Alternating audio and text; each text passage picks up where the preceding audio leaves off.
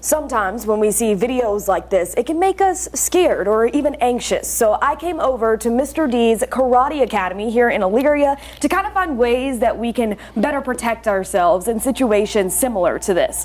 So Mr. D, tell me a little bit about what I can do if someone was approaching me head on. Well, first of all, there are some techniques that you can use, to create that element of surprise. The key is to strike vital areas if you have to strike.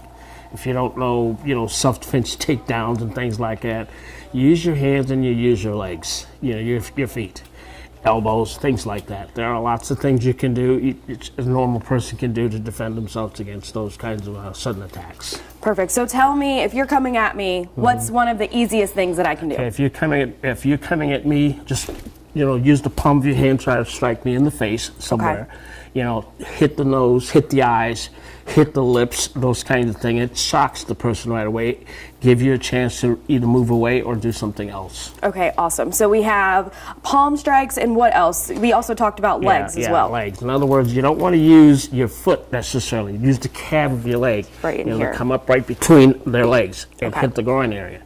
Those things will stun the attacker and give you time again to either get away or to make him realize you're not going to be an easy prey.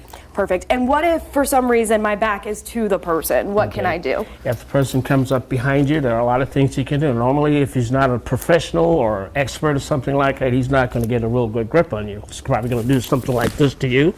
And if you do that, step your feet apart. Okay, make sure you have good balance and drop, just move your upper body down like that. You kind of get him off balance, you get out of it. Perfect. Right, it's very simple. It's not complicated at all. Especially in this day and time, you cannot ever be too careful. You go out, once you leave your house, you're pretty much in a situation where you need to be cautious, you need to be careful, be aware of your surrounding at all times, especially females. You go out to shopping, you go out at night, just be aware of your surrounding and always be prepared. It's good also to know something like what we just talked about just now, what we demonstrated. If you can do simple things like that, don't think of it as being complicated.